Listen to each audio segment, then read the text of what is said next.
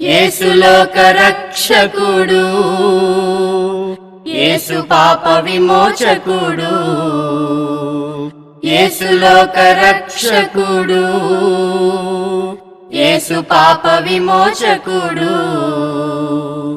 ఎంత ఘోర పాపినైనను ఎంచక మరి క్షమించును.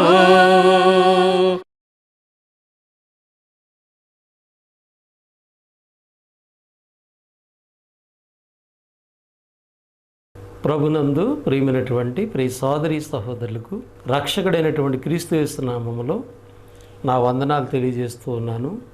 దేవుని యొక్క మహదయను బట్టి, కృపను బట్టి ఆత్మీయ జీవితమైనటువంటి ఈ కార్యక్రమాల ద్వారా దైవ సంబంధమైన విషయాలు మనం మాట్లాడడానికి, అలా వినడానికి, నేర్చుకోవడానికి దేవుడు మనకు అనుగ్రహిస్తున్నటువంటి సమయం బట్టి దేవునికి నేను కృతజ్ఞతలు, స్తోత్రాలు చెల్లిస్తూ, ప్రభునందు ప్రియులారా, ఈ సమయంలో దేవుని యొక్క వాక్యం నుండి లోపము దిద్దుకునుట అనేటువంటి మాటను గురించి మనము ఆలోచన చేద్దాం.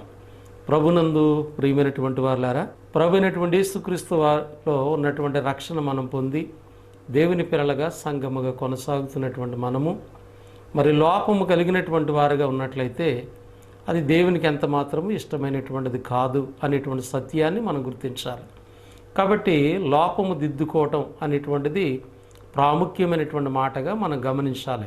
కీర్తన గ్రంథము 50వ అధ్యాయము 17వ వచనములో దిద్దుబాటును గురించి దేవుడు మాట్లాడుతూ ఉన్నాడు. 16వ వచనం కూడా చదువుకుందాం.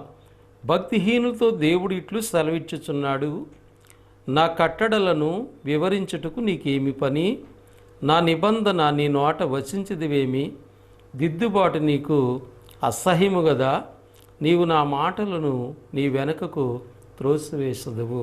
ప్రభునందు ప్రియులారా, ఈ వాక్య భాగాన్ని మనము పరిశీలన చేద్దాం. కాబట్టి మనం ప్రభునందు ప్రియులారా ఆలోచన చేస్తున్నాం. లోపము కలిగినటువంటి దేవుడు అంగీకరించడు. పాత నిబంధన కాలంలో సంఘ మందిర విషయంలో కానీ, అలాగే పస్కా విషయంలో కానీ మనం ఆలోచన చేస్తాం. లోపము కలిగినటువంటి దేవుడు అంగీకరించకుండా చేస్తుంది అనేటువంటి సత్యాన్ని దైవ గ్రంథం మనకు జ్ఞాపకం చేస్తుంది. సామెతల గ్రంథము 2వ అధ్యాయము 21వ వచన భాగంలో, యథార్థవంతులు దేశమందు నివసింతురు, లోపము లేని వారు దానిలో నిలిచిందురు. యథార్థవంతులు దేశమందు నిలిచిందురు, లోపము లేని వారు దానిలో ఉందరు. యథార్థవంతులు ఉండేటువంటి దేశం ఏంటి? రాజ్యం ఏంటి? సంఘం. కాబట్టి ఇక్కడ లోపము లేని వారు దానిలో ఉంటారు. అంటే దేవుని రాజ్యములో లోపము లేనిటువంటి వారు మాత్రమే ఉంటారు. కాబట్టి దేవుని రాజ్యములో భూమి మీద సంఘము, ఈ సంఘము పరలోకంలో దేవునితో ఉండాలంటే ఈ భూమి మీద ఉండగానే మన లోపములను సరి చేసుకోవాలి. కాబట్టి లోపము లేనివారు మాత్రమే దేవుని రాజ్యములో ఉంటారనేటువంటి సత్యాన్ని మనము గమనించాలని దేవుని యొక్క లేఖనాలు తెలియజేస్తున్నాయి. ప్రభు అయినటువంటి యేసుక్రీస్తు వారు భూమి మీద ఉండగా రాజ్యమును గురించినటువంటి విషయాలు ఆయన మాట్లాడారు. మత్తయి సువార్త 13వ అధ్యాయంలో క్రీస్తు 2వ రాకడలో జరిగేటువంటి పరిస్థితిని గురించి చెప్పబడినది. ఈనాడు సంఘం అనేటువంటి దేవుని రాజ్యములో ఉన్నటువంటి వారు అనేక లోపములు కలిగినటువంటి వారుగా ఉంటూ లోపములు సరిదిద్దుకొనకుండగా వారి జీవితాలు కొనసాగింపజేసుకుంటూ ఉన్నారు. ఇలాంటి వారికి యేసుక్రీస్తు వారు భూమి మీద ఉండగానే రాజ్య సంబంధులు ఎలాగుండాలో, ఎలాగుండకూడదో, ఆయనకు లోపం కలిగినటువంటి వారుగా ఉంటే వారిని ఏం చేస్తారనేటువంటిది యేసుక్రీస్తు వారు భూమి మీద ఉండగా బోధించినటువంటి విషయం మనం గమనిస్తూ ఉన్నాం. మత్తయి సువార్త 13వ అధ్యాయం 41వ వచన భాగంలో, మనిషి కుమారుడు తన దూతలను పంపును, వారైన రాజ్యముల నుండి ఆటంకములకు సకలమైన దుర్నీతి పరులను సమకూర్చి అగ్నిగుండములో పడవేతురు. ఎక్కడి నుంచి తీస్తారంట? రాజ్యములో లోపము కలిగినటువంటి వారిని తీసి ఎక్కడేస్తారంటే మరి అగ్నిగుండములో వేస్తారు అనేటువంటి విషయాన్ని ఇక్కడ జ్ఞాపకం చేయబడుతుంది. అంటే లోపము కలిగిన వారు దేవుని రాజ్యములో ఉండరు అనే సత్యాన్ని మనం గుర్తించాలి. కాబట్టి సంఘములో ఉన్నటువంటి నీవు నేను ఏదైనా లోపాలు ఉన్నట్లయితే అది దిద్దుకోవాలి, సరిదీసుకోవాలి.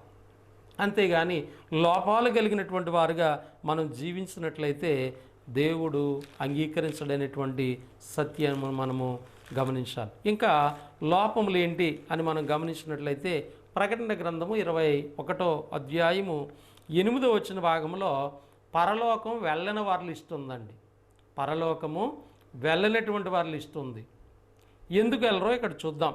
ప్రకటన గ్రంథం 21వ అధ్యాయము 8వ వచన భాగంలో పిరికివారును అన్నాడు. అంటే దేవుడు నమ్మినటువంటి పిల్లలు పిరికివారుగా ఉంటే ఈ లోకంలో అనేకమైన పరిస్థితులు ఎదురవుతాయి. నీ బ్రతుకు దినాల్లో, నీ జీవితంలో దేవుని కొరకు నువ్వు ప్రయాసపడడంలో, దేవుని కొరకు జీవించడంలో కొన్ని ఆటంకాలు రావచ్చు, కొన్ని ఇబ్బందులు రావచ్చు. అప్పుడు నీవు పిరికివారుగా ఉండకూడదు. పిరికివారు దేవుని రాజ్యానికి వెళ్ళరు. అంటే దేవుని నమ్మినటువంటి పిల్లలు, క్రైస్తవులు పిరికివారుగా ఉంటే అది లోపం అండి. పిరికితనము లోపం. దేవుడు నీకు పరిశుద్ధాత్మని ఇవ్వడం జరిగింది.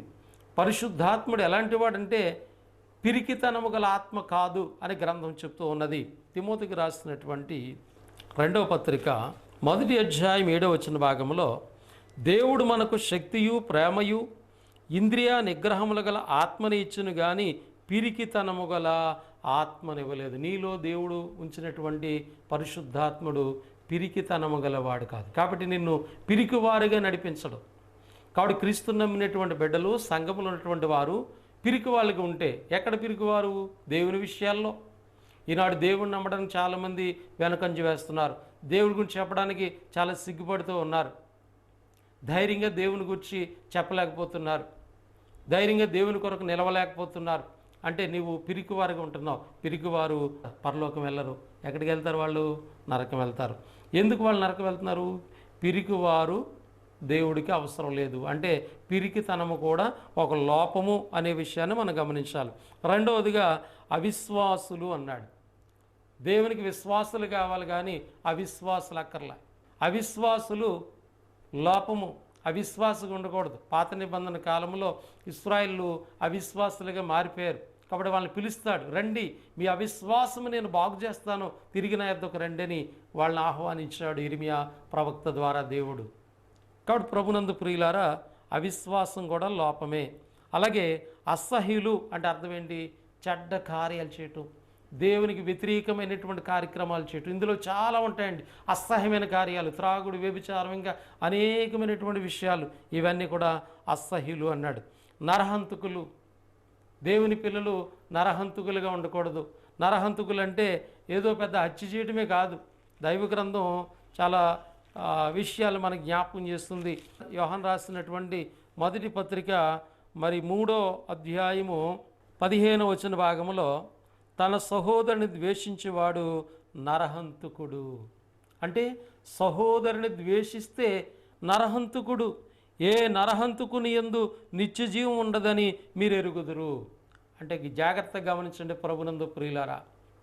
నువ్వు ద్వేషించేటువంటి వారుగా ఉన్నట్లయితే నువ్వు నరకానికి వెళ్ళిపోతున్నావు. ఎందుకంటే ద్వేషించడం అనేటువంటిది ఒక లోపం. కాబట్టి దేవుని పిల్లైనటువంటి వారు, అందుకే సహోదరులు ఐక్యత కలిగి నివసించుట ఎంత మేలు, ఎంత మనోహరమైనటువంటి మాట మనకి గ్రంథము జ్ఞాపకం చేయబడింది. కాబట్టి తన సహోదరుని ద్వేషించేవాడు నరహంతకుడు. అంటే మనిషిని చంపక్కర్లే. ద్వేషమైనటువంటిది కనుక కలిగి ఉన్నట్లయితే అది లోపము. దేవుడు నిన్ను అంగీకరించడు. కాబట్టి నువ్వు పరలోకం వెళ్ళవు కానీ నరకానికి వెళ్తావా అని ప్రకటనలో మనకు జ్ఞాపకం చేయబడుచున్నది. అలాగనే వ్యభిచారులు అన్నాడు. కాబట్టి చెడు కార్యాలు చేసేవారు, ఇది ఒక లోపం, దేవుడు అంగీకరించడు. అలాగే మాంత్రికులు, మాంత్రిక విద్య చేయటం వాళ్ళు వెళ్ళరు. విగ్రహారాధికులు, ఇది లోపం. కాబట్టి క్రైస్తవులైనటువంటి వారు కూడా విగ్రహాలకు దూరంగా ఉండాలని ఆజ్ఞాపించబడ్డాం. అలాగే అబద్ధికులందరూ అని ఉంది.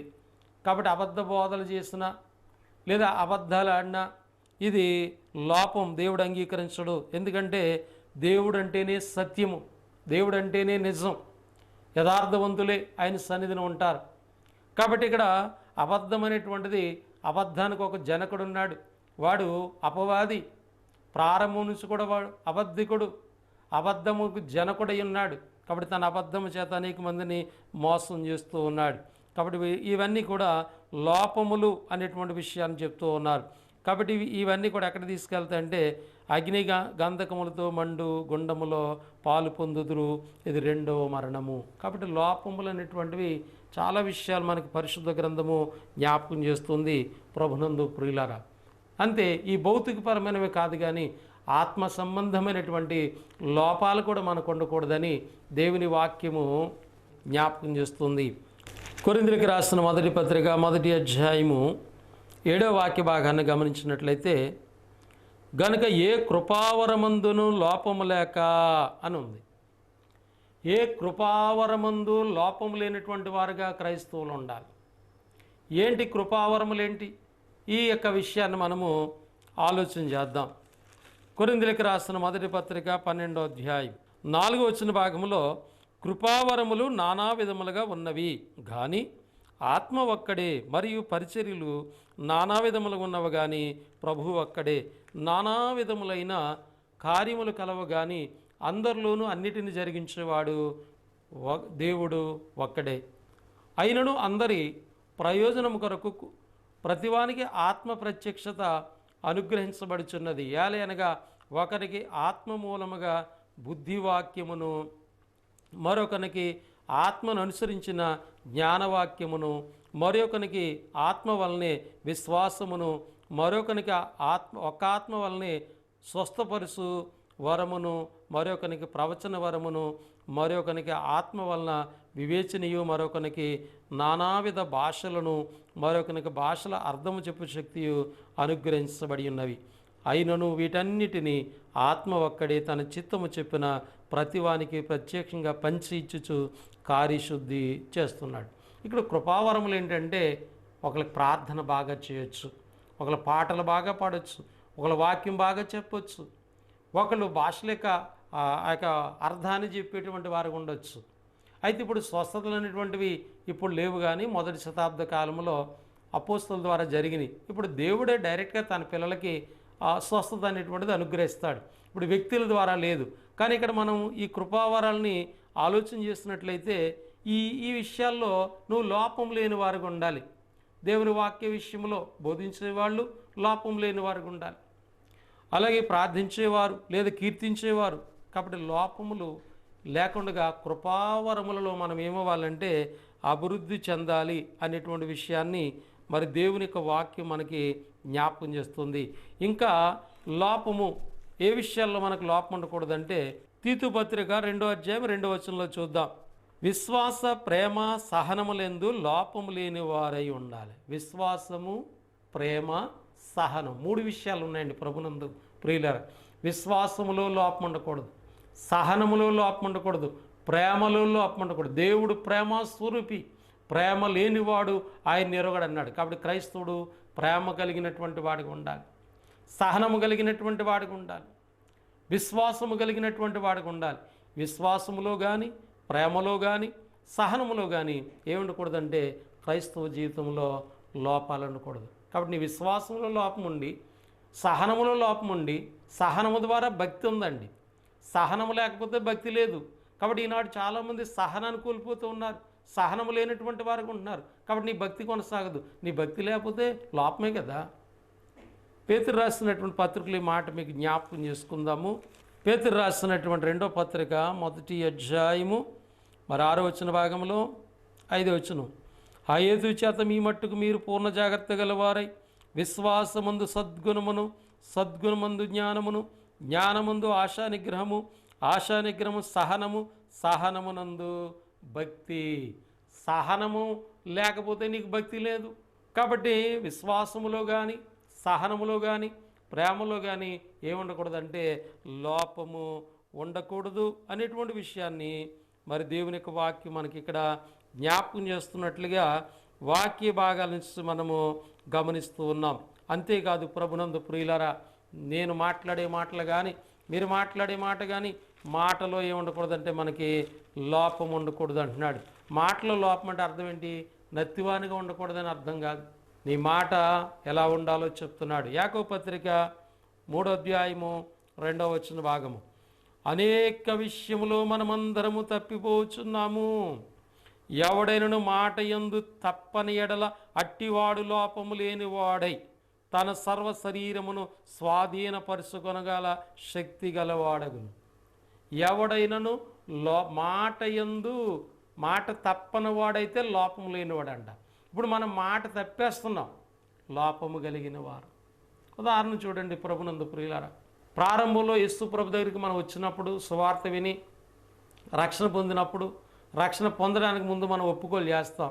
ప్రభా, ఇదిగో గతంలో నువ్వంటే తెలియక నీకు వ్యతిరేకంగా మాట్లాడాను, వ్యతిరేకంగా జీవించాను, ఇక మీదట నేను బ్రతుకైతే నీ కొరకే, చావైతే నీ కొరకే, ఇది మొదలుకొని ఇక నేను పాపం చేయను, నీకు వ్యతిరేకంగా జీవించనని మాటిస్తాం ప్రభు దగ్గర బాప్తిసం పొందినప్పుడు.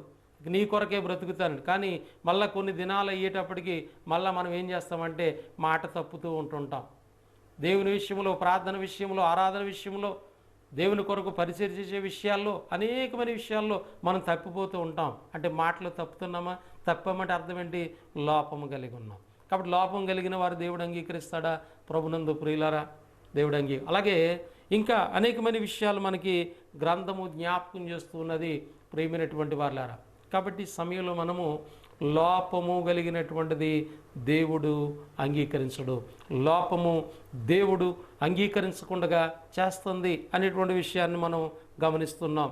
దేవుడి ఆరాధన విషయంలో కానీ, ప్రార్థన విషయంలో కానీ, విశ్వాస విషయంలో కానీ, ప్రేమలో కానీ, సహనములో కానీ, అలాగే ఆ కృపావరాలు అనేకమైన విషయాలు ఉన్నాయి.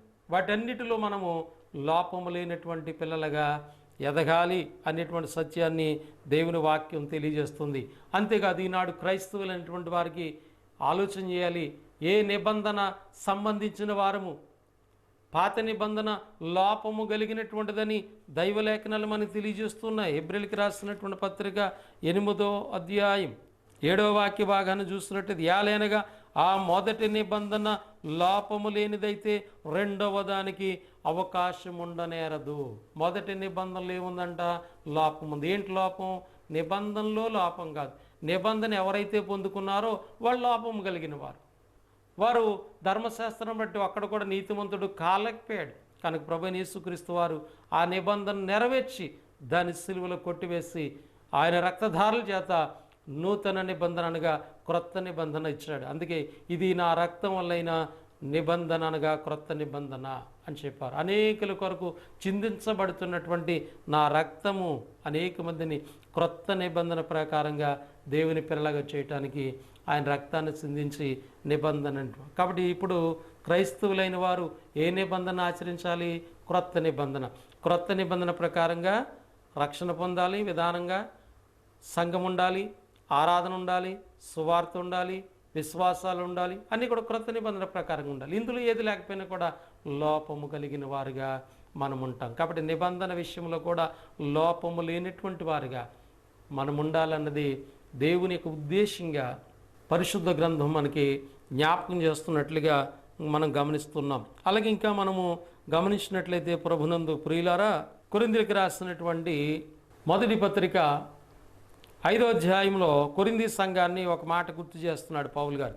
మీలో జారత్వం ఉన్నదని వదంతి గలదు, మీలో ఒకడు తన తండ్రి భార్యను ఉంచుకున్నాడంట, అట్టి జారత్వము అన్యజనులైనను జరగదు. ఇట్లుండి మీరు ఉప్పొంగుచున్నారే కానీ మీరంత మాత్రము దుఃఖపడి ఇలాంటి కార్యం చేసిన వారిని మీలోండి వెలివేసిన వారు కారు.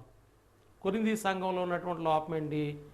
ఎవరో ఒకరు తండ్రి భార్యని ఉంచుకున్నాడు. అంటే లోపమేనా? జారత్వం చేస్తున్నాడంట వాడు, కానీ అతని సంఘంలోనే ఉంచుతున్నారంట వాడు. అలా ఉప్పొంగుతున్నాడంట, అతని సంఘం నుండి బయటికి పంపట్లే. అంటే జారత్వం, వ్యభిచారం చేసేటువంటి వారు ఎక్కడ ఉండకూడదు? సంఘంలో ఉండకూడదు. సంఘంలో ఉంటే సంఘానికి లోపం, అది దేవుడు అంగీకరించడం సంఘాన్ని.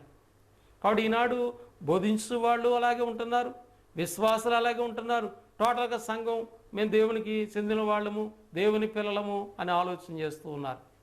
ఆలోచన చేయండి ప్రభునందు ప్రియులారా, సంఘములో లోపము కలిగినటువంటి వారుగా ఉంటే దేవుడు ఆ సంఘాన్ని అంగీకరిస్తాడు. ఇంకా లోపం గురించి మాట్లాడితే కొరింథీ మొదటి పత్రిక 6వ అధ్యాయంలో ఇక్కడ సంఘంలో కొన్ని లోపాలు ఉన్నాయి. ఒకరి మీద ఒకరు వాదనలు ఆడుతున్నారంటే వీళ్ళు వాదనలు ఎక్కడికి వెళ్ళిపోయారంటే, మీలో ఒకని మీద ఒకనికి వ్యాజ్యం ఉన్నప్పుడు వాడి పరిశుద్ధులు ఎదుటి కాక అనీతిమంతులు ఎదుటి వ్యాజ్యం ఆడుటి తెగించుచున్నాడా? పరిశుద్ధులు లోకమునకు తీర్పు తీర్చుదరని మీరు ఎరుగురా? మీ వలన లోకమునకు తీర్పు జరగవలసి ఉండగా మిక్కిలి అల్పమైన సంగతులను గూర్చి తీర్పు తీర్చుటకు మీకు యోగ్యత లేదా? మనము దేవదూతలకు తీర్పు తీర్చుదామని మీరు ఎరుగురా? ఈ జీవన సంబంధమైన సంగతుల గూర్చి మరి ముఖ్యంగా తీర్పు తీర్చవచ్చును కదా. కాబట్టి ఈ జీవన సంబంధమైన వ్యాజ్యములు మీకు కలిగిన ఎడల వాటిని తీర్చుటకు సంఘములో తృణీకరించబడిన వారిని కూర్చుండబెట్టుదురా? మీకు సిగ్గు రావాలని చెప్పుచున్నాను. ఏమి, తన సహోదరుల మధ్య వ్యాజ్యం తీర్చగల బుద్ధిమంతుడు మీలో ఒకడైనా లేడా? అయితే సహోదరుడు సహోదరుడి మీద వ్యాజ్యమాడుచున్నాడు, మరి అవిశ్వాసులు ఎదుటినే వ్యాజ్యమాడుచున్నాడు. ఒకని మీద ఒకడు వ్యాజ్యమాడుచున్నాడు. మీలో ఇప్పటికే కేవలము లోపము. అంటే సంఘములో ఉన్నటువంటి పిల్లలు ఒకళ్ళ మీద ఒకళ్ళు గొడవలు పడడం, ఒకళ్ళ మీద ఒకడు వ్యాజ్యం ఆడుకోవటం, ఈ ఇద్దరు కలిసి ఈ సమస్యను తీసుకెళ్ళి దేవుణ్ణి ఎరగని వారి మధ్య పెట్టి వాళ్ళ తీర్పు తీర్చమంటాం, వాళ్ళ న్యాయం చేయమంటాం. ఇదంతా ఏంటంటండి? లోపము. ఇలాంటి సంఘాలు ఉన్నాయా? ఇలాంటి పరిస్థితులు ఉన్నారా? సంఘస్థులు ఇలాంటి వారికి ఉన్నారా? కాబట్టి ఆ సంఘము లోపము కలిగినటువంటిది. కాబట్టి లోపం కలిగిన సంఘాన్ని దేవుడు అంగీకరించడుగా. కాబట్టి ప్రకటన గ్రంథంలో దేవుడు హెచ్చరిస్తాడు. 7 స్థానిక సంఘాలకి ఉత్తరాలు రాయించి ఆ లోపాలు సరిదిద్దుతున్నాడు. ఇదిగో నువ్వు మొదట ఉన్న ప్రేమ వదిలేస్తావు, సరి చేసుకో అంటున్నాడు. కాబట్టి ప్రభునందు ప్రియమైనటువంటి వాళ్ళారా, లోపము దిద్దుకునుట అనే మాట గురించి మనం కొన్ని సంగతులు ఆలోచన చేస్తాము. ఇంతవరకు మరి భౌతికపరమైన బలులర్పించే విషయంలో కానీ, ఆత్మ సంబంధం బలులర్పించే విషయంలో కానీ, వ్యక్తిగతమైన జీవితంలో కానీ ఏవైతే లోపాలు ఉన్నాయో మనం గ్రంథం ద్వారా గమనించాం. వాటిని ఏం చేయాలంటే సరిదిద్దుకోవాలి, లేకపోతే దేవుడు అంగీకరించడు. క్రీస్తు ప్రభు సంఘాలే, ఆయన రక్తమిచ్చే సంఘాలే అని మనం చెప్పుకుంటున్నాం. ఆ సంఘాల్లో నీవు నేను ఎలా ఉంటున్నాం? ఒక విశ్వాసగా, ఒక దైవజనుడిగా ఎలా మనం ఉంటున్నాం? మన జీవితాలన్నీ లోపాలు పెట్టుకుని మనం పరలోకం వెళ్ళిపోతామా? లోపము కలిగినటువంటి దేవుడు అంగీకరించడు. అది భౌతికపరమైన బలులు కావచ్చు, ఆత్మ సంబంధమైన నీనా అర్పించేటువంటి ఆత్మ బలులు కావచ్చు, వ్యక్తిగతమైన జీవితాలు. కాబట్టి పరిచర్యలోనూ లోపం ఉండకూడదు, వ్యక్తిగతమైన జీవితంలో కూడా లోపం ఉండకూడదు. అలా లోపం ఉంటే దేవుడు అంగీకరించడు అనేటువంటి సత్యాన్ని దైవ గ్రంథం చెప్తుంది. జ్ఞాని అయిన సొలొమోను ప్రసంగి గ్రంథము 9వ అధ్యాయం 10వ వచనంలో అంటాడు, నీ శక్తి లోపం లేకుండగా నీ చేతనే నీ చేతికి వచ్చి నీ పనిని కూడా చేయమన్నాడు. అంటే భౌతిక పరంగా బ్రతికేటువంటి బ్రతుకులోనే ఏముండకూడదంట? శక్తి లోపం లేకుండా పని చేయమన్నాడు. మరి దేవుని కొరకు మనం కార్యాలు చేస్తున్నప్పుడు, దేవుని కొరకు మనం బ్రతుకుతున్నప్పుడు, దేవుని సన్నిధిలో సంఘాల్లో మనం కొనసాగుతున్నప్పుడు ఏముండకూడదు? లోపము ఉండకూడదు. లోపము లేనటువంటి పిల్లలుగా దేవుని కొరకు మనం ప్రయాసపడితే, దేవుని కొరకు మనం పనిచేస్తే ప్రభునందు నీ ప్రయాస వ్యర్థము కాదు అని ఎరిగి మీరు ప్రభులో కొనసాగాలని దైవ గ్రంథం మనకి జ్ఞాపకం చేస్తుంది. కనుక ప్రభునందు ప్రియులారా, చెప్పబడిన సంగతులు మీరు అర్థం చేసుకుని ఆ రీతిగా ఉన్నటువంటి లోపములను సరిదిద్దుకునేందుకు ప్రయత్నిస్తారని ప్రేమతో ఈ మాటలు తెలియజేస్తూ ముగిస్తూ ఉన్నాను. మీ అందరికీ నా వందనములు. పరిశుద్ధుడైన మా తండ్రి, ప్రేమగల ప్రభు, కృతజ్ఞతలు స్తోత్రాలు చెల్లిస్తున్నాం. చెప్పబడిన మాటలు నిష్ప్రయోజనం కాకుండా అందరి హృదయాల్లో ఫలించినట్లు సహాయం చేయండి. లోపము దిద్దుకున్నట్టుకు కావలసిన ఆలోచన జ్ఞానాన్ని ఇవ్వండి. మరి చెప్పబడినటువంటి సంగతులను బట్టి ఈ వాక్య పరిచయకు సహకరించినటువంటి బిడ్డల్ని, దాన్ని ప్రోత్సహించిన స్థానిక సంఘము, ఆర్థికంగా ప్రోత్సహించిన వారిని, అలాగే పరిచయలో సహకరిస్తున్న వారిని బట్టి అలాగే మమ్మల్ని పరిపాలించిన నాయకులు, అధికారులు, మా దేశ రాష్ట్ర ప్రజలు ఈ మాటలు ఎంతమంది బిడ్డలైతే వింటూ ఉన్నారో, అంగీకరిస్తున్నారో వారందరినీ కూడా మీరు జ్ఞాపకం చేసుకుని దీవించమని, ఆత్మీయ భౌతికమైన మేలుతో బలపరచమని యేసుక్రీస్తు నామములో ప్రార్థన అడిగి వేడుకొనిచున్నాము తండ్రి. ఆమేన్. మీ అందరికీ వందనములు. దేవుడి మిమ్మల్ని, మీ కుటుంబాలు దీవించి ఆశీర్వదించునుగాక. ఆమేన్. హృదయాలోచన ఎరిగిన దేవా, ఎదలో స్థానము కోరిన ప్రభువా, ముదమార నిన్నే కొలుతును, మదిలోన నిన్నే కీర్తింతును. హృదయాలోచన ఎరిగిన దేవా, ఎదలో స్థానము కోరిన ప్రభువా. సమరయ స్త్రీతో ముచ్చటించినావు, సరిలేని బ్రతుకును చక్కదిద్దినావు. సమరయ స్త్రీతో ముచ్చటించినావు, సరిలేని బ్రతుకును చక్కదిద్దినావు. మర్మములెరిగిన మహనీయుడవు, మర్మములెరిగిన మహనీయుడవు. మరుగైయుందునా మహిమాన్వితుడా, మరుగైయుందునా మహిమాన్వితుడా. హృదయాలోచన ఎరిగిన దేవా, ఎదలో స్థానము కోరిన ప్రభువా. చెట్టు మీదనున్నా పొట్టి జక్కయ్యను పేరు పెట్టి పిలిచిన సర్వజ్ఞుడవు. చెట్టు మీదనున్నా పొట్టి జక్కయ్యను పేరు పెట్టి పిలిచిన సర్వజ్ఞుడవు. చెట్టు క్రిందనున్నా నతనయేలును జూచి, చెట్టు క్రిందనున్నా నతనయేలును జూచి, కపటము లేని వాడని నిజము పలికినావు, కపటము లేని వాడని నిజము పలికినావు.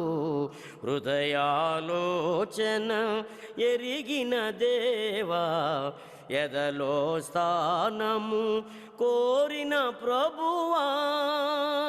నీదు శిష్య బృందములో ఎవరు గొప్పాయని వాదము కలుగగా గుర్తెరిగితివే.